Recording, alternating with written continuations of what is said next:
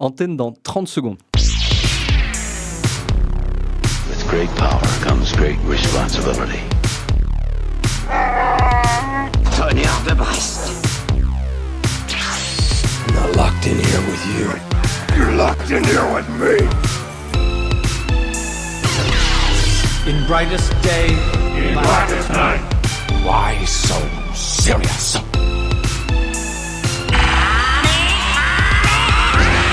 Vous êtes à l'antenne. Avengers, assemble! Bonjour à toutes et tous et bienvenue dans la bande des comics en ce samedi matin. Nous sommes à l'émission 57 et dans cette émission, nous avons gardé nos invités de la dernière émission en date, si vous l'avez écouté. Donc Nico et Benoît qui viennent de Batman Legends. Collectif, cette vaste opération multimédia. Bonjour tout le monde. Voilà, bonjour à tous les deux. On vous garde, ça va On est oui, bien, ouais. la place était chaude, voilà, on reste. Bon, c'est très plaisant et merci à vous deux en tout cas.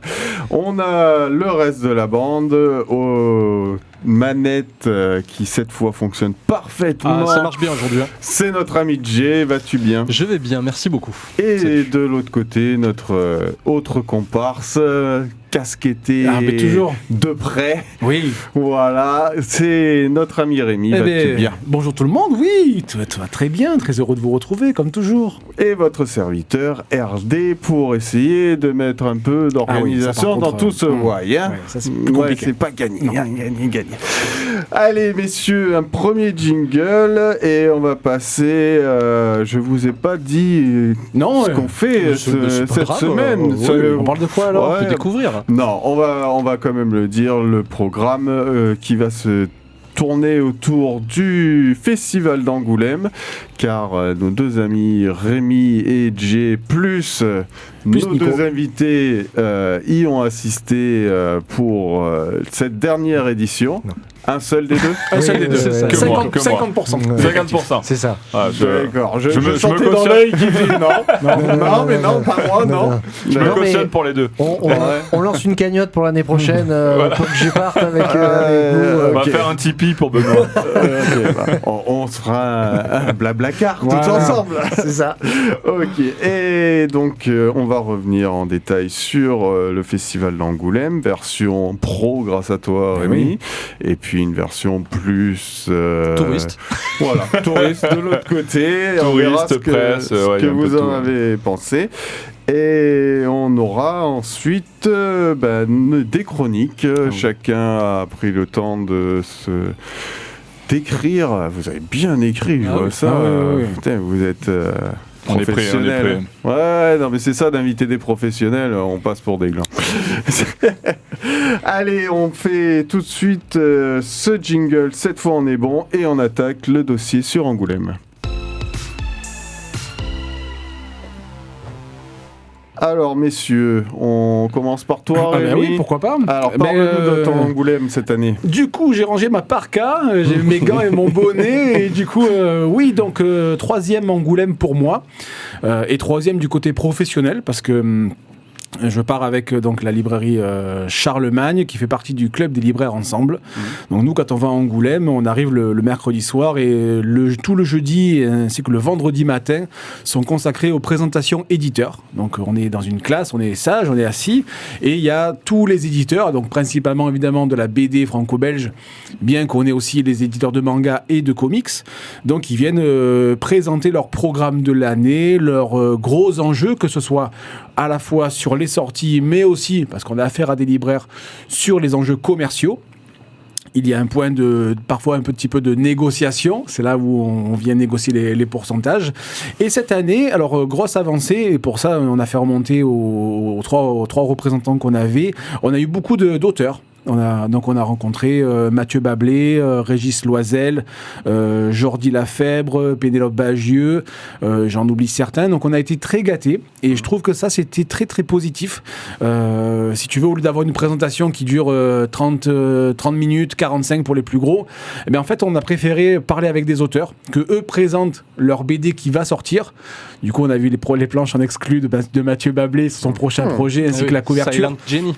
Silent Jenny. Et en fait, tu peux lui poser des questions et du coup, tu peux tu vois, échanger avec lui directement sur sa BD, mais aussi sur en fait, les problématiques auxquelles il fait face. Lui, il a un peu la double casquette, vu qu'il est, il est scénariste, il est dessinateur et il est aussi patron, je crois, du label 619. Cofondateur, ils sont 4. Voilà, donc en fait, tout ça, et je trouve que c'est vraiment extrêmement positif de pouvoir aussi rencontrer les éditeurs. Alors, on rencontre les éditeurs, mais surtout aussi les relations libraires, si tu veux. Ce sont en fait les gens des éditeurs, des grosses maisons d'édition qui font le lien entre les libraires et les maisons d'édition pour faire venir les auteurs, que ce soit en salon ou en librairie.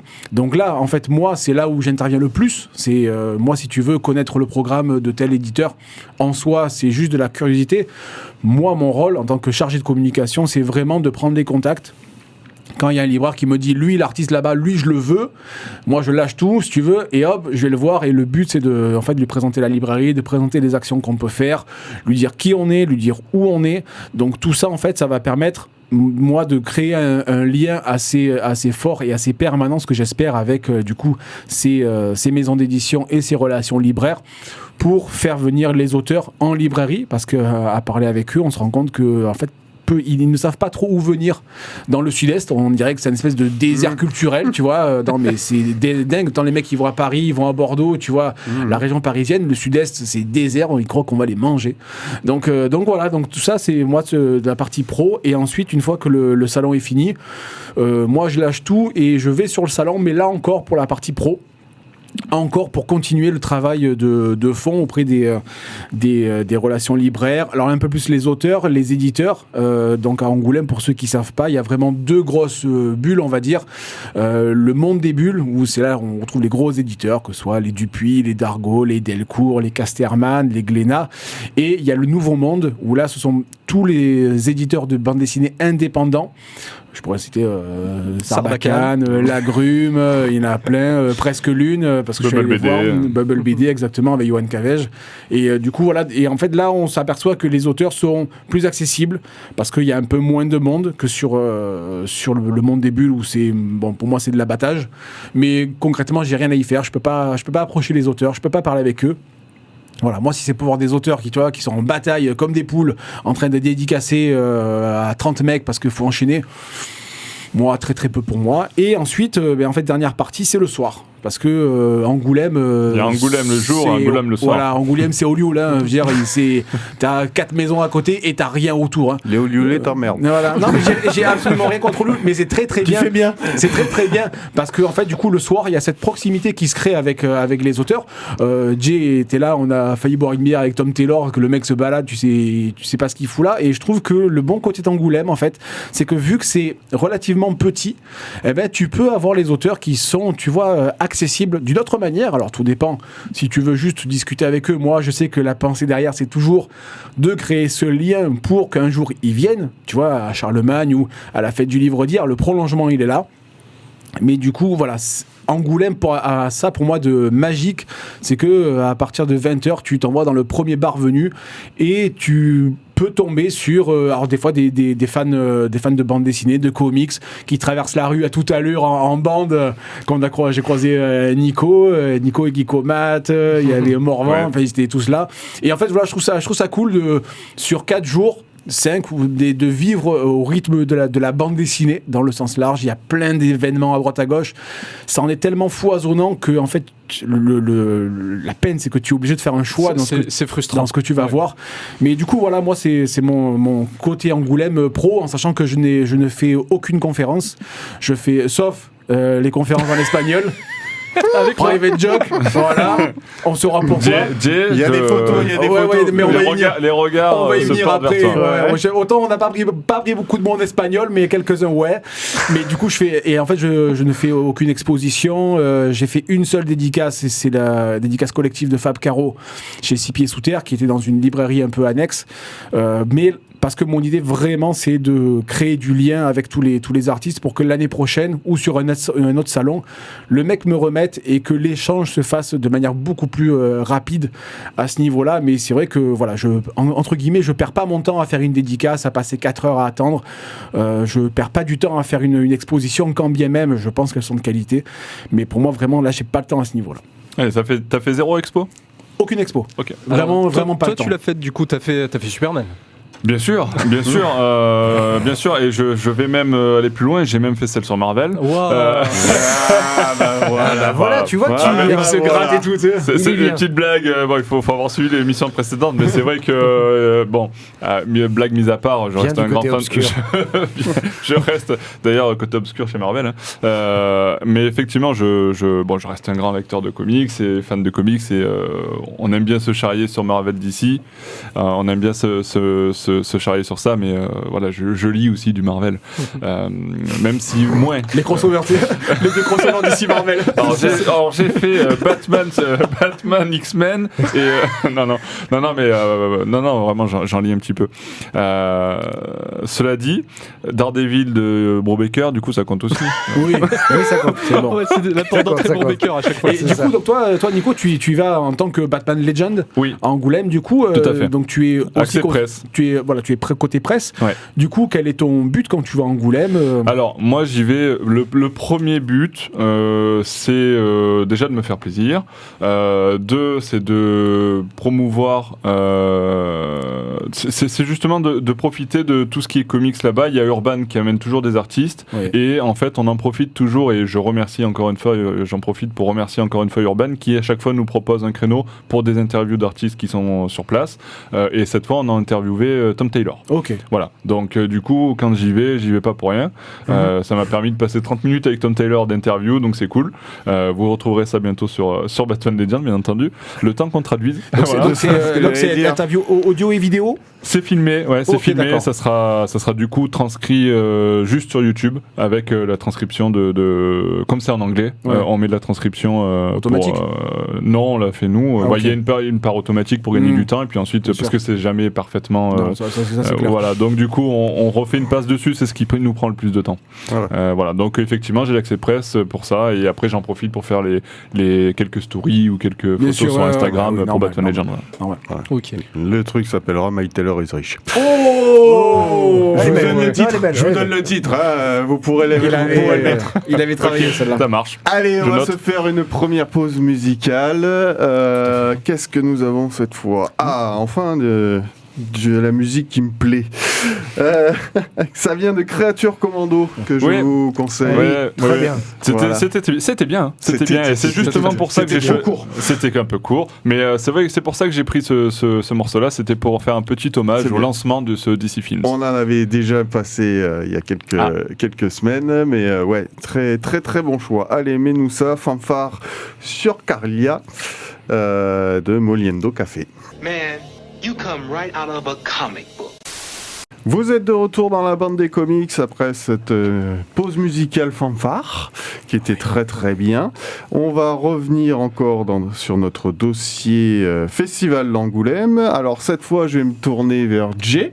Oui. Et après donc la vision professionnelle de Rémi, on va passer à ta vision touristique. Touristique, exactement. Allez, raconte-nous un peu. Moi j'y suis allé pour le fun, vraiment. Pour le coup, moi j'ai recherché les conférences. À l'inverse, c'est vraiment un truc qui me plaît vachement d'écouter parler les auteurs. J'en ai fait 3, notamment celle de Bablé Singelin sur Shin Zero dont je vous parlerai tout à l'heure. Celle avec les artistes espagnols notamment qui bossent pour la BD américaine. Donc avec Comment Fornes. estás? Moi bien. Avec Laraz, Alvaro Martinez Bueno, Jorge Fornes et Belén Ortega, bien évidemment. Et celle également de Tom Taylor et Frank Whiteley sur Superman, qui était vraiment excellente. Donc moi j'ai passé un super moment, notamment dans ces conférences, mais également j'ai fait fait quelques dédicaces, enfin en tout cas j'ai fait quelques files d'attente avec les tirages au sort. Pour le coup j'en ai fait 5, notamment les artistes espagnols que j'adore. Voilà, il y avait notamment Redondo qui bosse sur Nightwing aussi, et j'étais très très content de pouvoir les croiser, mais j'ai essayé de pas passer trop de temps dans les files d'attente, même si c'est un moment assez privilégié. J'ai rencontré plein de monde dans les files d'attente, et en fait à chaque fois c'est un moment de partage aussi, donc on revient sur les rencontres, tout cet aspect là. Peu d'expos, j'ai fait celle de Superman en 4ème vitesse, qui était assez ouf, mais pour le coup je l'ai fait très très rapidement, histoire de pas perdre trop de temps là-dessus, et les stands éditeurs effectivement. Mais comme le disait Rémi, mon problème moi c'est qu'il y a trop de choses et trop de bonnes choses à faire en simultané, et il y a plein d'auteurs que j'aurais aimé aller voir, et notamment des confs, et en fait on est obligé de faire des choix en permanence, de se dire est-ce que je perds 2 jours.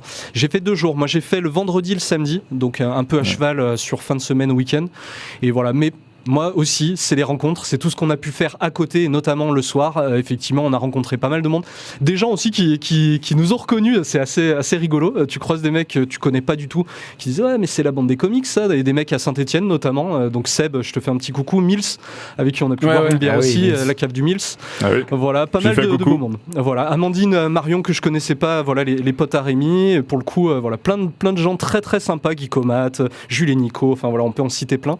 Mais c'était ce côté-là de partager vraiment cette passion commune, quoi, tout simplement. Mais c'est vrai que sur 4-5 jours, si tu mets tout ça bout à bout, surtout le temps que tu mets pour aller d'une bulle à l'autre, ou de dire de se retrouver, en fait, tu perds un temps considérable, ce qui est normal. Chacun a un peu ses priorités d'agenda, mais c'est vrai que tu te rends compte que ta journée, elle est remplie. Et en même temps, c'est pas plus mal, parce que du coup, si tout le monde avait le temps de tout faire, après, c'est vrai que serait au même truc. Oui, mais après, c'est voilà. Donc, vraiment, comme DJ, c'est dommage parce que tu es obligé de faire des choix, ne serait-ce que sur les dédicaces, ne serait-ce que. Mais il faut même programmer quand tu vas boire un coup, quand tu manges ensemble, parce que vraiment, parce que pour un peu que tu as un rendez-vous qui se décale, etc., tu perds 10 minutes pour aller d'une bulle à l'autre quand tu vas pas au truc manga. Voilà, tout ça, faut le prendre en compte, et c'est vrai que il faut s'armer de patience, il faut vraiment prévoir son agenda. Ou alors voir avoir une petite condition physique. Oui, tu vois. Parce qu'en plus, on l'a pas dit, mais Angoulême. Du coup, comment t'as fait? Mais tu fais des choix, clairement. Parce qu'on l'a pas dit, mais Angoulême, effectivement, il y a des pentes. Ah oui, ça grimpe. Ça grimpe. Notamment Manga City qui est complètement à l'opposé, en fait, qui est vers la gare pour le coup, et t'es pas dans le centre ancien d'Angoulême, donc quand tu dois te remonter de Manga City jusqu'au sommet, effectivement tu souffles. Et pareil pour le vaisseau Moebius qui lui est complètement à l'opposé, c'est un gros triangle, et vaisseau Moebius où t'as une salle de ciné où ils font des conférences, où t'avais même des projections, t'avais le Superman, le documentaire là sur Christopher Reeves qui était projeté. Moi j'aurais bien aimé faire des projections et j'ai pas pu. Enfin pour le coup. Après effectivement tu vois, t'as fait comme moi 2 jours. Moi j'ai fait jeudi vendredi. Et effectivement 2 jours c'est trop court en fait. Il faut rester plus longtemps si tu veux faire plus de choses. Voilà, nous c'est qu'on arrive le mercredi parce qu'on est en voyage organisé. Mais moi après j'ai demandé et ça a été accepté dès le deuxième de repartir le dimanche matin parce qu'en fait tout le samedi, alors bien que c'est là où il y a le plus de monde, mais tout le samedi c'est là où beaucoup de choses. Moi tu peux encore voir les auteurs, les éditeurs, les relations libraires. Pour moi c'est encore du travail qui est valable, qui est faisable. Et même là j'avais encore même la frustration de partir le dimanche matin, tu vois, parce que alors après le dimanche peut-être qu'il y a beaucoup de gens qui partent, peut-être moins intéressant, mais t'es jamais à l'abri de rencontrer quelqu'un, d'un coup de fil, dire tiens finalement je suis là, je fais rien. Moi ça a été le cas avec un scénariste de bande dessinée, Marc Eckersol, qui m'a dit finalement je suis dans tel bar, on devait se voir, on n'a jamais réussi, il m'a dit je suis là, j'ai dit j'arrive en fait, j'ai tout lâché, tu vois, je devais rentrer à l'hôtel et je dis j'arrive, et voilà, tu passes une demi-heure, 3/4 d'heure à discuter, mais au moins tu t'es vu, tu vois. Sinon c'est un peu le moment, il faut essayer de se voir, mais c'est compliqué. Oui, tout à fait. Alors je vous coupe, on va partir sur un peu autre chose tout en restant sur Angoulême, mais je voulais votre avis un peu sur les résultats, les récompenses, le palmarès. Est-ce que du coup vous vous y intéressez? Est-ce que vous l'avez vu et qu'est-ce que vous en pensez? Alors moi très très peu en fait. Voilà. Justement toi dans le cadre. Je crois que je saurais même plus qui a eu le Fauve d'Or. C'est Luz. C'est Luz. Ah oui, c'est Luz. En fait, globalement on va dire que c'est pas, alors peut-être pas Luz, mais globalement c'est de la BD soit qui m'intéresse pas vraiment ou qui est pas dans ce que je lis. Donc on va dire que voilà, sur le moment j'ai l'info. Bon après ça passe à la trappe aussi sec. J'ai été plus intéressé par des prix annexes sur le le FIBD, parce qu'on a une Toulonnaise, Elisabeth Holville, qui a eu un prix et qui viendra bientôt. Oui, teaser. Voilà, moi je suis plus attentif à ça. Après, voilà, bon, j'avais lu un des Fauves d'Or, qui était La couleur des choses et que j'avais vraiment adoré. Après, voilà, c'est sur l'instant, je regarde, ça m'intéresse pas, je zappe. D'accord. Vous, les gars? Après, moi, il n'y avait pas de Brubaker, pas de Batman, du coup. Nul, ok. Non, mais par contre, en tant que libraire, du coup, tu vois que ça t'enclenche des ventes ou pas? C'est Fauves d'Or. Il y a toujours un intérêt. En fait, en librairie, on va dire, tu commences à... En fait, dès que la sélection est tombée, tu sais que on commence à communiquer dessus parce que tu auras toujours un... Ouais, il y a un petit regard dessus, voilà, quand même. Et le prix, mine de rien, un prix sur une bande dessinée, ça attire toujours. Ouais. Le prix de la SF, Quai des Bulles, ça met toujours... Parce que tu sais qu'en plus, derrière, tu vas avoir du relais média, du relais presse. Donc, tu sais que ta BD, quelqu'un va l'écouter, va l'entendre parler à France Inter, va le voir sur tel média. Donc, ça apporte de l'éclairage. Donc, on fait ça dans un deuxième temps. Après, tu as les prix. Ça casse pas trois pattes à un canard. Par contre, ce qui va amener encore plus, c'est si le prix se répète, pour Au-dedans, pour d'autres prix comme ça, Nice pour House. Racine de Loulubi, où c'est que quand tu as 1-2 prix, ah ouais, là les The lecteurs, Nice House on the Lake. Oui. je connais pas. Totalement Celui de l'année dernière. Non, le je Fauves vois d'Or pas. l'année dernière. On- Ouais. non. Toi, Mais pardon, pardon, tu avais non, fini mais voilà, non, mais c'est ça. Du coup, voilà, et après tu as un temps après où tu as les prix exposés et les lecteurs vont venir voir. Après, non, moi, c'est pas ma cam pour le coup. Enfin, tout ce qui a été, toutes les BD primées, il y a peut-être le Revoir Comanche qui a eu le Fauve Polar de Romain Excellent, Renard. excellent. Voilà, pour le coup, c'est peut-être celui vers lequel Oui, j'irai t'en le plus avais parlé, facilement. toi. Après, les autres non-lus, pareil, c'est pas trop ma cam. Apparemment, c'est qualitatif, hein, mais j'ai jamais lu de lus pour le coup. Moi, Je j'ai sais pas, vous, trouvé ouais, que vous connaissez le ou- fait Non, que... mais Non, j'ai le pas fait lu, que justement. Luce soit récompensé cette année, j'ai trouvé ça assez...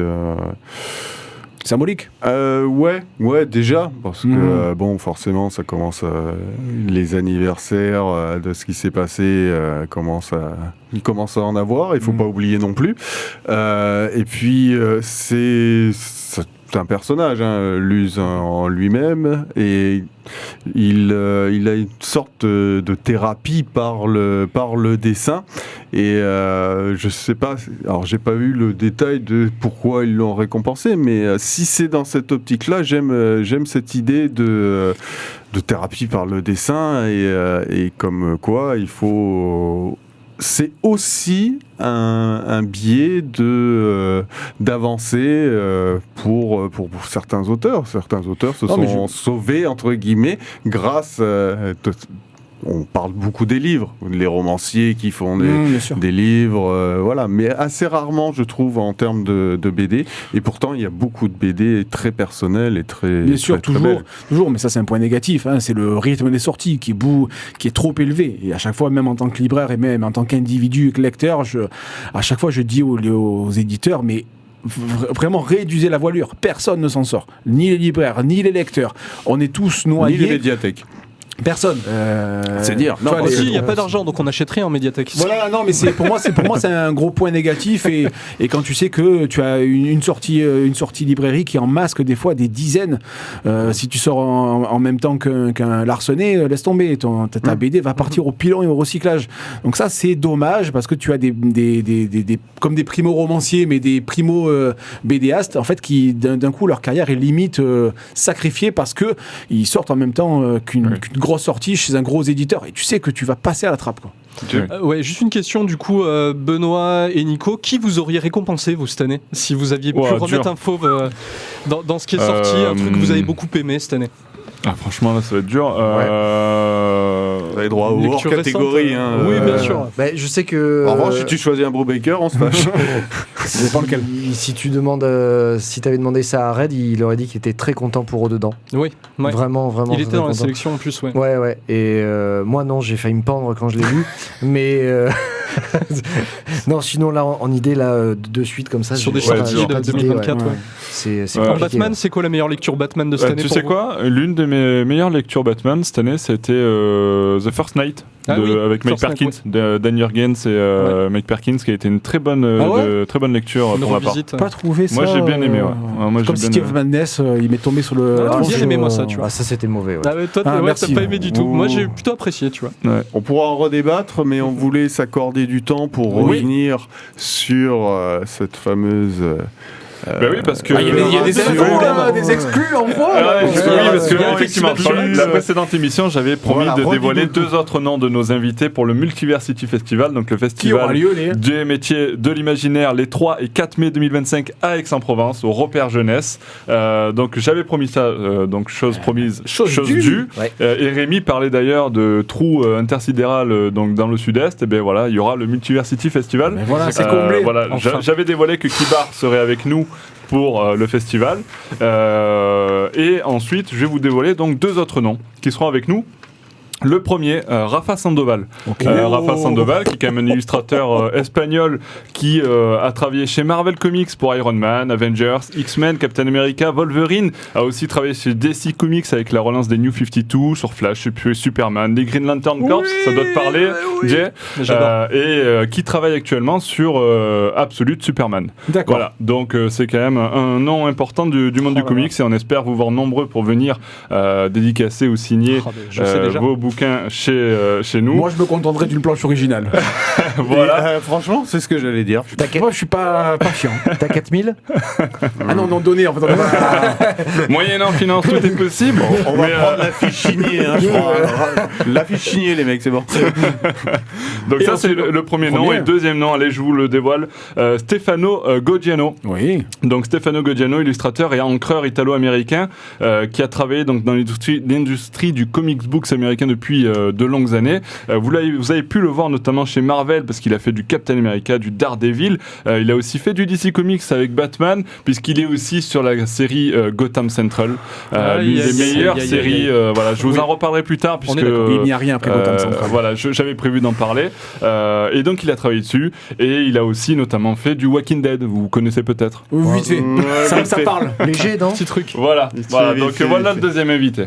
Ok, du coup troisième classe. Très classe. Donc très belle brochette. Oui, et c'est pas tout, il y en a d'autres, hein, mais je peux pas les dévoiler. On garde ça sous le coude. Michael Lark, putain, génial. je dirais rien. Ah, je suis très content. Mais non, effectivement, on prévoit d'autres invités sympas et on dévoilera ça sur la campagne Ulule qui va débuter fin février. Il y aura une prévente avec une campagne Ulule à partir du 24 ou 25 février. D'accord. Et ensuite, restez connectés. Alors, question pratico-pratique, est-ce que ce sera un festival payant ou gratuit ? Payant. D'accord. Payant, l'entrée sera à 10 €. Ok. Non, mais c'est une notion à prendre en compte. Oui, bien sûr. Moi qui participe à une fête du livre, qui est une entrée gratuite, la question se pose toujours. Moi, je suis pas dans la finance de ce salon, mais du coup, est-ce que tu fais payer, est-ce que tu fais pas payer, si tu fais bien payer, à quoi tu as droit ? Tout ça, c'est une question qui se réfléchit, et je serais pas contre, si tu veux, payer une entrée si le contenu proposé est de qualité. Le tout gratuit, au bout d'un moment, a ses propres limites. Ouais, bien sûr. Donc, je pense que je t'avoue qu'on s'est posé la question, hein, parce que pour nous, le but c'est pas de rentrer de l'argent, c'est les associations qui l'organisent. Mais voilà, on avait voulu un tarif assez modeste, 10 € pour la journée. Il y a un pass un peu moins cher pour les 2 jours, et vous avez accès à tout le festival, l'artiste allée. Il y a notamment aussi une salle de théâtre au Repère Jeunesse qui nous permettra de mettre en place les masterclass et séances sur scène. Dédicaces, vous allez les faire sur tirage au sort, vous allez faire comment vous Alors allez je l'ai pas dit, mais effectivement il y aura aussi du tirage au sort pour des free sketch. C'est bien voilà, ça. Tous les jours il y aura tirage au sort pour des free sketch gratuits. Et après c'est libre pour les signatures. C'est trop bien ça. En Battle Royale. Une épée au milieu. C'est ça. Après ça dépend combien tu donnes. T'as vu, on a réduit la voilure au fur et à mesure. Bon, écoutez, on arrive déjà à la fin de ce rapport sur Angoulême. Oui. Non, mais m'a fait peur. On se doute bien qu'on a encore nos chroniques à venir, mais maintenant on a une pause musicale. Donc qui a choisi ? C'est Benoît, ça ? C'est moi. C'est Benoît. Ouais. Eh ben écoute, on va. C'est les Counting Crows avec Mr. Jones et j'invite tout le monde à écouter ce groupe qui est phénoménal. Man, you come right out of a comic book. De retour dans la bande des comics, excusez-moi de vous déranger. Oui, non, mais désolé, on parlait. Oui, non, mais voilà. On avait bien dit, on ne parle pas en attendant, mais bon. Tu vois la petite lumière rouge là ? Non, Voilà. Alors, on est de retour, donc, je l'ai dit, dans la bande des comics avec Nico et Benoît de Batman Legend qui nous font le plaisir de rester avec nous pour une seconde émission. La bande est prête, Jay de l'autre côté. Oui. Alors, par qui vais-je commencer ? Écoute, Jay. Allez, bon, mais c'est parti. Alors moi, je l'ai pas écrite en plus, ma chronique, donc c'est bien. C'est autant plus drôle. Voilà. Alors moi, je vais vous parler de Shin Zero. Encore. C'est parce que j'en ai parlé dans une petite vidéo collaborative de Rémi pour la Saint-Valentin, parce qu'on va avoir de l'amour. Trop d'amour. Et oui, de l'amour et des triangles amoureux d'ailleurs. Ça m'intéresse plus par contre. Pour le coup, Shin Zero, donc écrit par Mathieu Bablet, dessiné par Guillaume Singelin. Donc je suis très très fan de Mathieu Bablet, je lis à peu près tout ce qu'il produit. C'est sorti le 22 janvier dans un format manga perfect, donc une espèce de manga agrandi, on va dire. Ça fait 216 pages et on en a pour 13,90 €. C'est le premier tome d'une trilogie. Et donc on va y suivre dans une société qui autrefois a été confrontée aux kaiju, aux attaques de kaiju. On va y suivre des Super Sentai, donc Bioman, Power Rangers, voilà, qui nous rappelle un peu notre enfance. Pour le coup, avec une société qui est complètement uberisée, donc même les Sentai sont uberisés. Donc voilà, on peut réserver des Sentai pour nous dépêtrer d'une situation un peu embarrassante. Et on va y suivre donc une bande de jeunes qui sont sur cette application type Uber et des jeunes un petit peu paumés, donc une bande de 5 qu'on retrouve sur la couverture en question. C'est une bande dessinée qui va être beaucoup plus tranche de vie finalement que action. Même si on va avoir de l'action, alors on va retrouver tout un tas de choses et notamment un jeu avec les couleurs.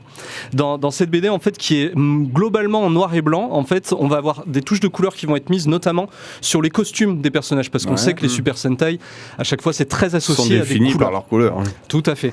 Force rouge. Force rouge, force vert, force bleue, etc. Et devant, mort en arrière. Aussi, ouais. Deuxième référence. Vas-y. Il y va. Force pas trop. Et donc c'est une BD que moi j'ai beaucoup appréciée parce qu'elle est plus sur donc la tranche de vie, le passage à l'âge adulte et finalement on va avoir tout un tas de thèmes qui vont être développés. C'est une vraie chronique sociale en fait, au-delà d'un espèce d'actionneur un peu bourrin et un peu concon. Visuellement, donc comme je vous l'ai dit, c'est absolument génial. Le travail du coup dans cette dimension est sur des planches qui sont beaucoup plus petites que ce que fait Singelin d'habitude. Singelin on le connaît notamment pour Frontier, pour PTSD. Là c'est beaucoup plus petit et donc il y a vraiment un travail sur la narration et sur le fait de raconter l'histoire et comment on la met en image. Donc voilà, c'est quelque chose que j'ai énormément apprécié. Ils ont même fait un petit goodies, tiens, pour Angoulême, et je terminerai là-dessus. Le label 619, donc chez Rue de Sèvres, a fait un petit passeport, qui donnait pour toutes les dédicaces, et dans lequel on pouvait faire tamponner. Donc voilà, il y a nos amis Rours et une geek de plus qui sont amusés à me tamponner complètement le document, à me faire absolument n'importe quoi dessus. Et donc voilà, on y retrouve un petit peu toutes les œuvres finalement du label 619 à l'intérieur. Voilà, c'est assez rigolo, c'est un petit goodies assez marrant. Sympa, ouais. D'accord, c'est cool. Voilà, exactement. Ok. Sympa. Messieurs, on vous a fait travailler. Alors, effectivement, on avait des devoirs. Lequel des deux veut commencer ? Je sais pas, tu veux que j'y aille Vas-y, Nico. Allez, j'y vais. Alors moi, je voulais vous parler de Marvel. De Marvel, non. Je suis resté sur Il a des boutons quand il en parle. Je suis resté sur ma thématique principale en fait. Je voulais vous plonger au cœur de Gotham City. Non pas aux côtés de Batman, mais avec ceux qui, dans l'ombre du Chevalier Noir, luttent quotidiennement pour la justice. Les inspecteurs du département de police de Gotham, puisque j'avais envie de parler des récits Gotham Central. Voilà, je profite en fait de la republication chez Urban Comics au format nomade pour vous en reparler parce qu'il faut à tout prix que vous passiez par ces récits. Donc la série de comics Gotham Central écrite par Greg Rucka et Ed Brubaker. Vous allez dire que je fais une fixette, je suis désolé. Un peu. Avec des illustrations de Michael Lark notamment et Stefano Gaudiano. Tiens, on en a parlé. Stefano Gaudiano. Retenez bien ce nom. Donc il nous offre une immersion profonde dans le quotidien de ces héros sans cap, paru au début des années 2000 et réédité chez Urban Comics en 2014 puis en format nomade donc maintenant. Gotham Central se distingue par son approche réaliste et humaine humaine de l'univers gothamite. Ici, point de projecteur sur Batman. L'accent est mis sur les hommes et les femmes de service des crimes majeurs, confrontés aux pires criminels de la ville. Imaginez un peu. L'un des aspects les plus captivants de cette série est la manière dont elle dépeint Gotham sous un angle inédit. Jim Gordon a pris sa retraite, Harvey Bullock n'est plus en service et c'est désormais le commissaire Michael Hawkins qui est aux commandes. Cette configuration offre une perspective rafraîchissante, loin des figures emblématiques habituelles, et met en lumière la complexité d'un service souvent perçu comme corrompu. Le GCPD, c'est pas toujours ce que c'est. Les personnages principaux, tels que les inspecteurs René Montoya et Crispus Allen, sont dépeints avec une profondeur remarquable. Leur interaction quotidienne rend l'histoire intensément humaine. Chaque membre de l'unité apporte sa propre dynamique, ses croyances et ses méthodes, enrichissant ainsi le récit, permettant au lecteur de s'attacher à eux. Affronter des super-vilains comme Mr. Freeze ou le Joker sans l'aide de Batman est une tâche assez ardue, vous me l'accorderez. Gotham Central illustre donc avec brio les défis auxquels sont confrontés ces policiers entre menaces constantes et criminelles, la corruption interne, les présences omniprésentes de justiciers masqués. Et cette série nous rappelle que derrière chaque masque, qu'il soit celui d'un héros ou d'un vilain, il y a des individus ordinaires confrontés à des situations extraordinaires. Pour conclure, je dirais que Gotham Central, c'est un peu l'œuvre incontournable pour les amateurs des récits policiers et les fans de l'univers de Batman. Elle offre une perspective unique et sur la lutte pour la justice dans une ville où l'ombre du Chevalier Noir plane, mais où ce sont bien les hommes et les femmes du GCPD qui sont en première ligne. Une lecture captivante qui nous rappelle que le véritable courage réside souvent dans les actes de ceux qui, sans super pouvoir, se dresse contre l'adversité. Et n'oubliez pas une chose, Gotham est un être sans foi ni loi. Voilà. Et dans Batman, dans tout ça, vous me direz, je vous répondrai par 56. Parce que en fait, sur un récit qui fait presque 1100 pages, il n'y a que 56 pages avec une apparition parfois très furtive de Batman. Sur le toit. Un récit majeur. Ouais, et j'ai compté une à une. Ah oui. Ouais, c'est 56. Voilà. Souvent, on a ce genre de BD qui met une vision du monsieur tout le monde. Je pense par exemple dans Civil War où on a tout on a tout un tome qui est sur le journaliste et voilà, il y a souvent eu aussi il me semble côté Superman en partant sur Jimmy, enfin voilà, il y a souvent des petits visions décalées qui je trouve permettent d'avoir comme tu l'avais dit dans l'autre émission, on n'est pas dans le même canon, on reste dans le même canon mais on n'est pas dans les mêmes codes, on sort un peu et voilà, et c'est vrai que par exemple toi qui aimes les policiers Gotham Central c'est extraordinaire, il faut le lire. Lisez-le. Tout à fait. Allez, à toi. On y va. Alors, tu as le droit de respirer, parce que ton pote, il n'a pas respiré entre deux phrases. On m'a dit, il faut aller vite. Non, vous avez le temps de respirer. Vous pensiez peut-être qu'en ma qualité de fan de Batman, j'allais vous parler d'un riche milliardaire qui passe son temps à tabasser du prolo la nuit et inviter des jeunes enfants dans son manoir avec son majordome. Oui. Eh ben non, messieurs, dames, non. L'affaire qui nous intéresse aujourd'hui a éclaté comme une casse de Watchmen en pleine réimpression. Une vague d'auteurs de comics a été pris la main dans le sac, ou plutôt la main sur le clavier, en tentant d'expliquer que non, ils ne sont pas responsables des costumes outrageusement sexy des héroïnes, alors que ce sont eux qui les ont imaginés ou dessinés. Car enfin, comment ces pauvres scénaristes ou dessinateurs pouvaient-ils prévoir qu'un jour des jeunes femmes oseraient incarner leur création en convention ? Comment auraient-ils pu imaginer qu'en dessinant des juste-corps ultra moulants, des tenues fendues jusqu'au nombril et des armures dont l'élément principal est le bon vieux soutif en métal, il puisse y avoir des conséquences ? Soyons honnêtes, qui est vraiment à blâmer ici ? Les artistes qui n'ont fait qu'exercer leur droit sacré au fantasme à base de combinaisons ultra ajustées, ou ces jeunes femmes qui par pure provocation ont décidé de prendre au pied de la lettre des designs conçus purement pour l'esthétique. Elles auraient quand même pu choisir un vieux bon pull en laine et des bottes orthopédiques pour venir en convention. Mais non. Ainsi, pour ces créateurs, il leur fallait agir. En leur offrant par exemple des conseils de mentorat, en leur expliquant combien leur passion pour le comics était admirable, et même en leur proposant un rôle de muse pour leur futur projet indépendant. Et tout ça pour l'art, évidemment. Et si elles ont eu l'impression de se retrouver dans un réseau de manipulation émotionnelle, mais ce n'est pas scénaristique, c'est du world building, voyons. On prend l'exemple de Cameron Stewart. Lui semble avoir été victime d'un phénomène paranormal digne d'un bon Hellblazer. Ses DM Twitter se remplissaient mystérieusement de conversations avec des jeunes femmes enthousiastes sur ses œuvres. Encore une fois, qui est responsable ? Ce n'est tout de même pas sa faute si des adolescentes trouvent ses dessins attractifs. Et puis il y a les Scott Campbell de ce monde, ces inlassables explorateurs de la frontière ténue entre blagues graveleuses et plaintes officielles. Des incompris, je vous dis. Ils ont passé leur carrière à dessiner des héroïnes avec des poses plus contorsionnistes qu'un manuel de yoga, avant de soudainement se retrouver face à des cosplayeuses qui ont suivi leur design à la lettre. Imaginez la vision d'horreur ! Il s'avère que des jeunes femmes en spandex existent bel et bien et elles sont là devant eux. Et la tentation est trop forte. L'adrénaline monte, et là, bam, le piège se referme sur eux. Comme le disait si bien un ancien président de la République, qui est maintenant muni d'un bracelet électronique, mais quelle indignité ! Quelle honte ! Vous le voyez bien, le problème, ce n'est pas eux, c'est bien ce fichu public qui, au lieu de regarder des dessins comme il faut, c'est-à-dire avec une admiration silencieuse et pudique, décide de leur donner vie.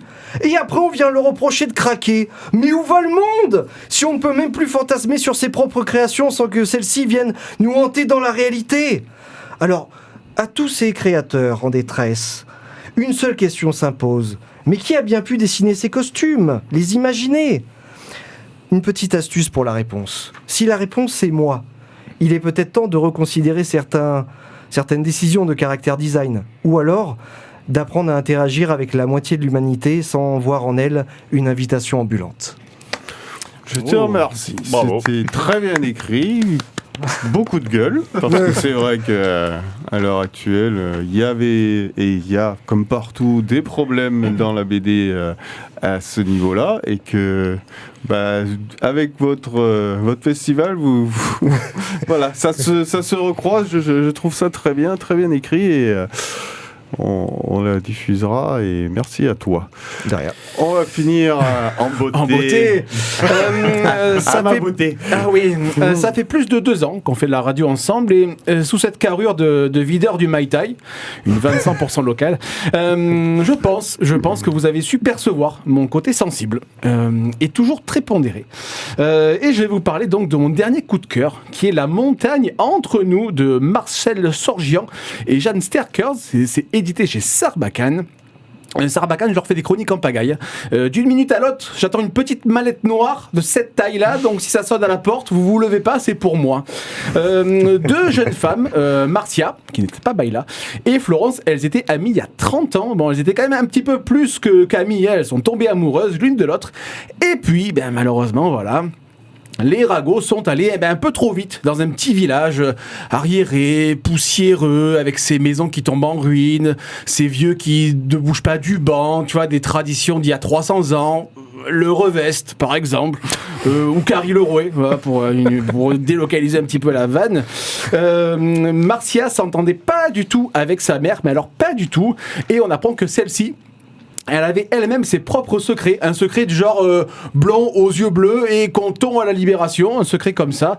Et Florence, elle, subissait le poids écrasant de la famille, du qu'en dira-t-on, de ce qu'on va devoir faire, pas faire, attention à ce que les voisins vont dire, des Corses sûrement. Suite à un malentendu, les 2 jeunes femmes, elles vont se séparer. Marcia, elle va être violemment agressée sur le quai de la gare parce qu'elle était homosexuelle. Si les trains étaient à l'heure, ça serait pas arrivé. Putain, la SNCF, même dans la BD, ils se font démonter, les mecs. Même là, ils sont à la bourre, quoi. Florence, elle va s'enfermer dans un mariage, pas génial. Le genre de mari, tu sais, négligé, qui prend pas soin de sa femme, qui regarde le foot, qui boit de la bière tiède, tu vois, à 18h, un sweat vert, une casquette Superman. Vraiment, le mec, tu vois, vraiment, tu peux pas lui faire confiance, quoi. À l'occasion d'un enterrement, le retour de Marcia va rouvrir des plaies, et du coup, tout ce petit monde, cette petite poudrière va exploser. Moi, je vous conseille vraiment de le lire parce que ça a été une histoire très sensible, très prenante. Les différentes histoires d'amour, parce qu'il y en a plusieurs, eh ben, elles sont vraiment extrêmement bien racontées. Je trouve le dessin d'une finesse extrêmement extrême et incroyable. Extrêmement fine. Mais voilà, moi, j'ai passé un très très bon moment de lecture avec la montagne entre nous. Je dis pas ça parce que je suis en train de devenir l'homme sandwich de Sarbacane. C'est sincère, parce que autant il le savait quand j'aime pas, je le dis, mais quand j'aime bien, je le dis aussi. Mais voilà, la montagne entre nous, c'est vraiment un incroyable coup de cœur, et je vous conseille de le lire. Voilà. Donc c'est des tranches de vie, c'est ça ? C'est ça, mais c'est en fait une histoire d'amour, on va dire, qui est racontée sur 2 époques différentes. D'accord. Pourquoi Marcia et Florence sont séparés, mais aussi le poids des générations d'avant, qui a une incidence là-dessus, parce qu'il y a une incidence. Mais voilà, je trouve ça vraiment très poignant. Bon, et puis il y a de quoi lire. Hein. Oui, on a bien 300 pages. Non, 200? on a bien 140 quoi. Ouais. Bon, allez, je te le mets à 180. Allez, 156 pour moi. Allez, juste au prix. Je voulais juste une question. Est-ce que c'est vendu avec les lames de rasoir et la tondeuse ou pas ? Oui, d'accord. c'est un petit pack, un petit goodies. Et le bracelet. Comme les le brassard plutôt. Comme le permis, comme le passeport. Bah, écoutez. De Chine 0. Bon, bah oui, tu voulais juste rajouter. une petite question pour finaliser, non, pas de souci, mais juste avant de se lancer sur le quiz. Absolute Batman arrive bientôt en VF. Ouais. Et je voulais, c'était une des questions que je voulais absolument vous poser, c'est d'après vous, est-ce que c'est pas le vrai retour de Batman en fait ? Parce qu'on s'est lassé de tout ce qu'il y a eu depuis la Joker War. Moi, je suis complètement passé à côté. Et là, il y a une nouvelle proposition. Qu'est-ce que vous en pensez ?